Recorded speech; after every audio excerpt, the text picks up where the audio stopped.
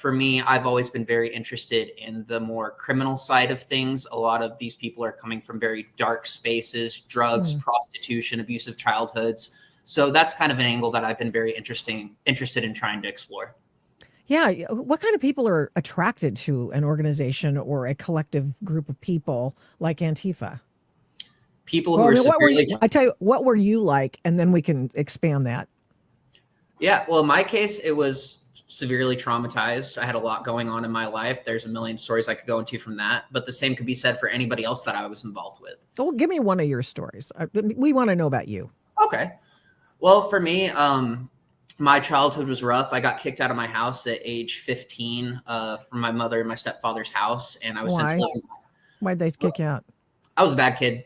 I was causing problems in the neighborhood. I was the kind of kid that'd go around vandalizing things, throwing things, breaking into places I shouldn't break into, Why? treating my friends like crap. I think a lot of it was daddy issues at the end of the day. My father wasn't around from the age of 3, and he was severely abusive. You know, there's a lot of horror stories there. Tried to kidnap me when I was age 3 or 4 from the church.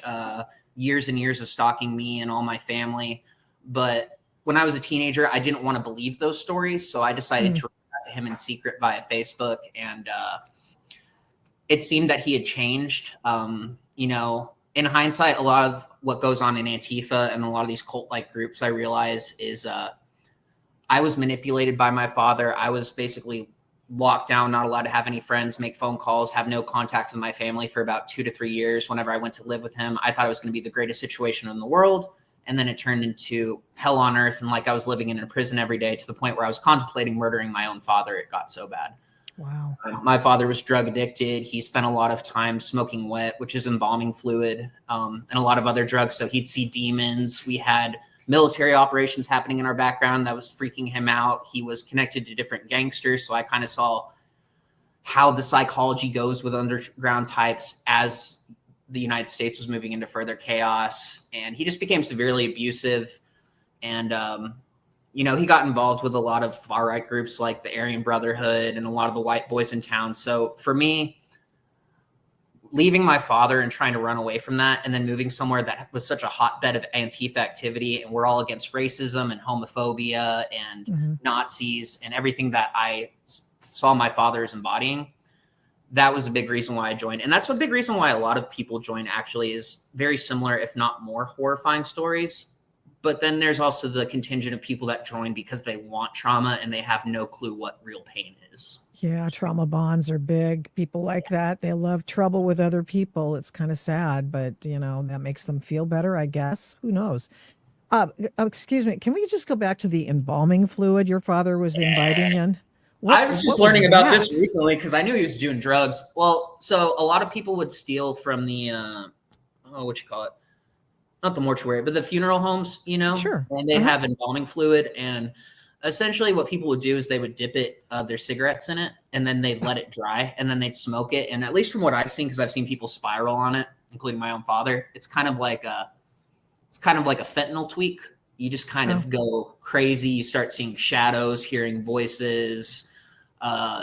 It scared my father to death, to where it made him a darker and darker person, to the point where I came home one day and there was nothing in my room but a picture of Jesus tacked up on the wall, because he found some stuff that I was reading, like old occult books and stuff on Wicca, and he was convinced that I was summoning demons into his home. Which, the older I get, part of me wonders that too, but it's a very dark kind of tweak from what I've gathered. Yeah.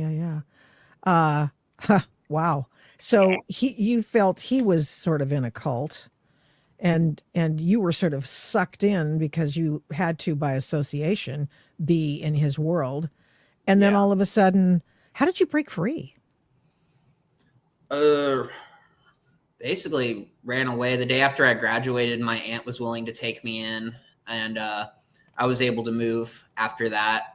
But yeah, that's just such a complicated one, because he tried to come back into my life multiple times, and I tried to come back into his life, being like, maybe I was the problem, you know? And then there was always this just toxic back and forth. We'd always just wind up threatening to kill each other. He threatened to gun down my grandma, threatened to kidnap and rape X amount of relatives. And it's just, yeah. And it sounds crazy, and I guess the reason I'm willing to share it so openly too is because if you're really to look at the childhoods of a lot of the people, at least the people I rolled with in Antifa, they can tell you very similar stories. And it's not a justification for what they decide to do with it, because becoming that type of person is not the answer. But if you're looking at an origin story to where a lot of the worst members are coming from, it's really messed up situations like that. Yeah, yeah. I mean, a lot of people who end up being warriors for something oftentimes do have very chaotic backgrounds and are looking for order. And so it's kind of interesting that they end up where they end up. A lot of military vets, and they're, obviously, I believe on the good side, but Antifa on the bad side for me.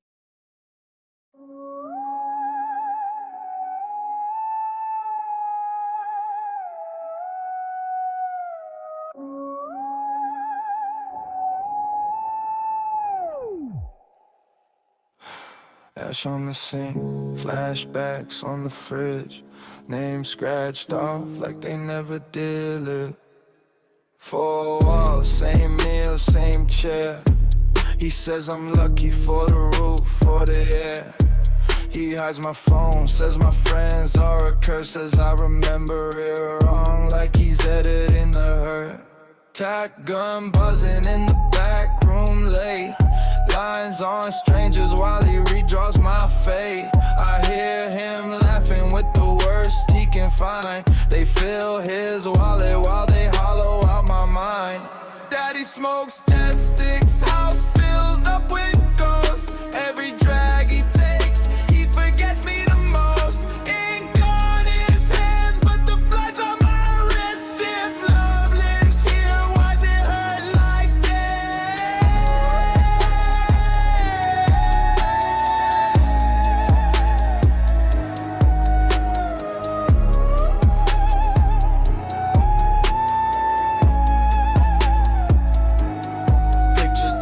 backward on the hallway shelf. He says mom left us, but he pushed her himself. He changes stories till I'm starting to split. Were we happy or did he just rewrite it?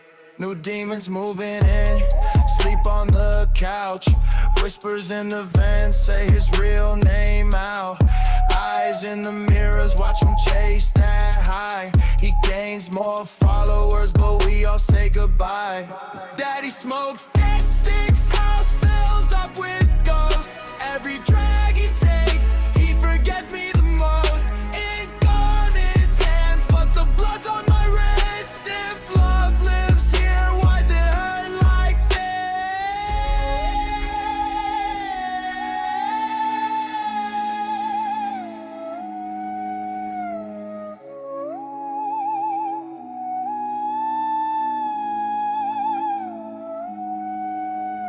Smoke in the ceiling, shapes in the stain.